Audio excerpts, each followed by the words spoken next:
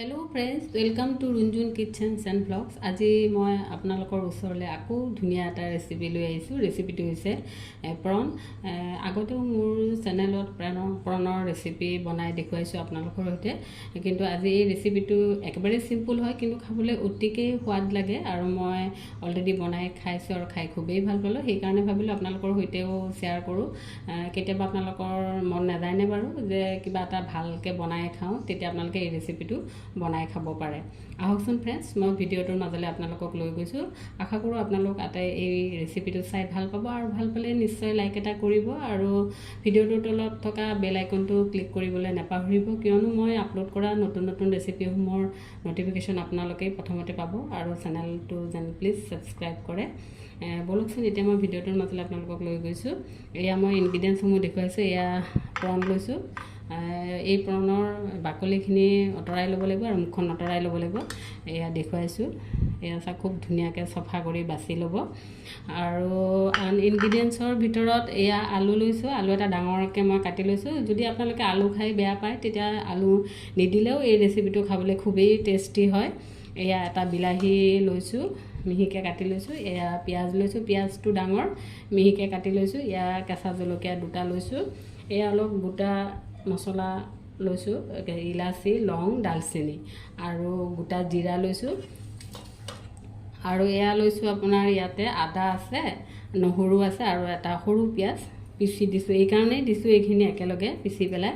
আৰু লগতে ইয়াতে আফুগুটি আছে, পপি চিড মানে, আৰু বেংগলীত পস্ত দানা বুলিও কয়। এই আফুগুটি 1 চামুচ আছে। আফুগুটি পিচিবলৈ গ্ৰাইণ্ডাৰত অকণমান অসুবিধা হয়, এইকাৰণে মই ইয়াৰ লগতে আদা আৰু নহৰুখিনিও একেলগে দিছোঁ, তেতিয়া খুব ধুনীয়াকৈ মেছ হৈ যায়। আৰু পিঁয়াজটো দি দিলোঁ। এইখিনি খুব সুন্দৰকৈ মিহিকৈ পেষ্ট কৰিব লাগিব, সেই কথাটো আপোনালোকে মন কৰিব। এতিয়া এই prawnখিনিত মই অকণমান হালধি দি দিছোঁ আৰু অকণমান নিমখ দি পেলাই মই সানি ল'ম এইখিনি। এয়া মাছখিনি মই নিমখ হালধি সানি পেলাই খুব ধুনীয়াকৈ সানি ল'লোঁ। এতিয়া মই 10 মিনিটমান এইখিনি থৈ দিম। আৰু এটা কথা কি, মই ভুলতে এইখিনি আটা বুলি কৈ পাইছিলোঁ, কিন্তু আটা একচুৱেলি নহয়, এইখিনি আফুগুটিহে হয়, পপি চিড আৰু বেংগলীত পস্ত দানা বুলিও কয়। এতিয়া মই আপোনালোকক ভিডিঅ'টো নেক্সট ষ্টেপলৈ লৈ গৈছোঁ। এয়া মই গেছত কেৰাহী এটা বহাই দিছোঁ আৰু অলৰেডি তেলো দিছোঁ। তেলটো মই মাষ্টাৰ্ড অইল ইউজ কৰিছোঁ। আপোনালোকে এই ৰেচিপিটোত মাষ্টাৰ্ড অইলেই ইউজ কৰিব, তেতিয়া খুব ভাল লাগে খাই পেলাই।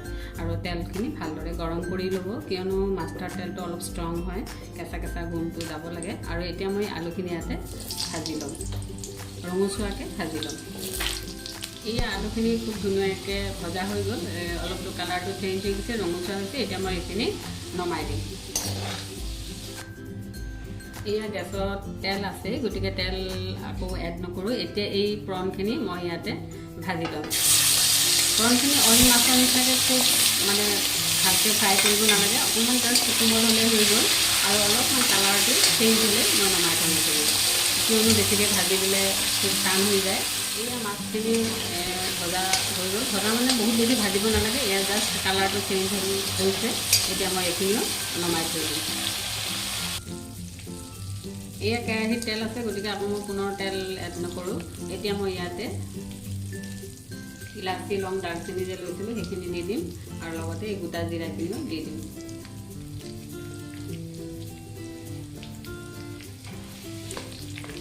এইখিনি দিয়াৰ ফলত খুব ধুনীয়া গোন্ধ এটা ওলায়।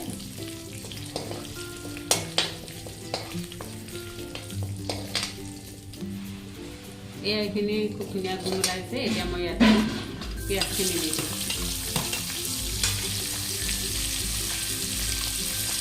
পিঁয়াজখিনি অকণমান মই ভাজিব লাগিব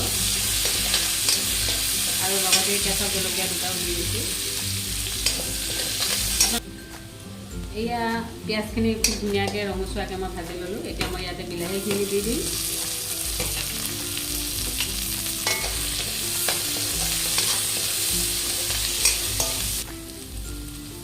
এয়া বিলাহীখিনি দিয়াৰ লগে লগে মই ইয়াতে নিমখ দি দিম। নিমখটো আপোনালোকে সোৱাদ অনুযায়ী দিব। নিমখটো এইকাৰণে সোনকালে দিছোঁ, নিমখটো দিলে তেতিয়া সোনকালে বিলাহীখিনি মেছ হৈ যাব। এতিয়া মই ইয়াতে হালধি দি দিছোঁ অকণমান।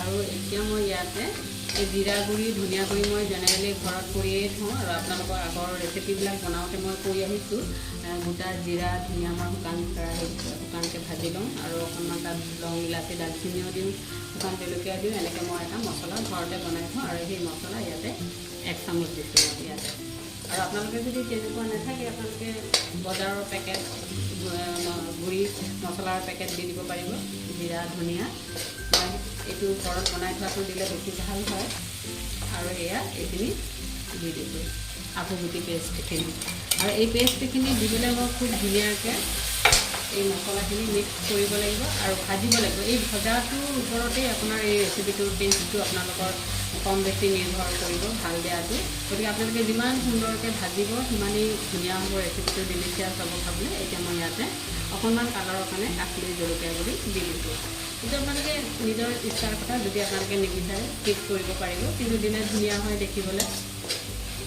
এতিয়া এইখিনি মই খুব ধুনীয়াকৈ ভাজিব লাগিব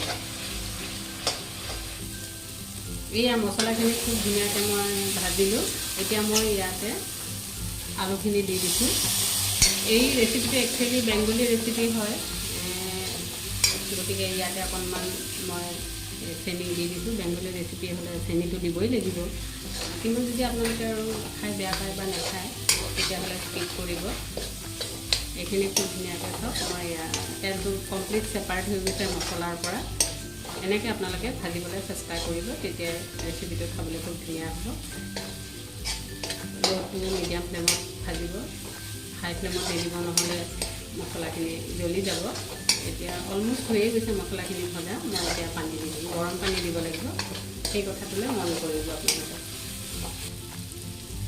এয়া সব মিক্স কৰি ল'লোঁ ভজা হৈ গ'ল এতিয়া মই ইয়াতে পানী দি দিম আপোনালোকে বহুত বেছি পানী নিদিব এইটো যিহেতু গ্ৰেভি হ'ব গতিকে আপোনালোকে পানীটো জোখমতে দিব যিহেতু আলুটো ভজাতে প্ৰায় সিদ্ধ হৈছিলে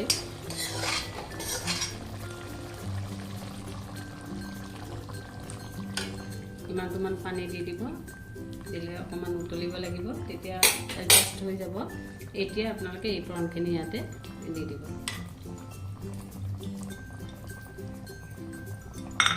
খুব ধুনীয়া লাগে ৰেচিপিটো খাই মই এনেই কোৱা নাই আপোনালোকে যেতিয়া বনাই নিজেই খাব তেতিয়া গম পাব আৰু খাই কেনেবালে আপোনালোকৰ অনুভৱ ৰুঞ্জুন কিটচেনৰ লগত শ্বেয়াৰ কৰিবলৈ যেন নাপাহৰে এতিয়া মই উতলিবলৈ দিছোঁ আৰু অকণমান মই ঢাকনি এখন লগাই দিম ল' টু মিডিয়াম ফ্লেম কৰি দিম ফ্লেমটো এয়া মই চেক কৰিম এতিয়া 15 মিনিটছমান হৈ গ'ল এয়া চাওক কিমান ধুনীয়া কালাৰ হৈছে আৰু খুব ধুনীয়া এটা স্মেল ওলাইছে এয়া আঞ্জাখনো ঘন হৈ গৈছে আলু চালু একোৱেই ভাঙি দিব নালাগে খুব ধুনীয়া হয় অলমষ্ট তৰকাৰীখন হৈয়ে গ'ল এতিয়া মই নমাই দিব পৰা হৈ গৈছে এতিয়া মই অকণমান আকৌ ফ্লেমটো বঢ়াই দিলোঁ এয়া চাওক কিমান ধুনীয়া হৈছে ইমানটোমান গ্ৰেভি থাকোঁতে আপোনালোকে নমাই দিব তেতিয়া ভাতৰ লগত খাবলৈ খুব ধুনীয়া হয় গতিকে ফ্ৰেণ্ডছ আপোনালোকে এনেদৰে বনাই খাবচোন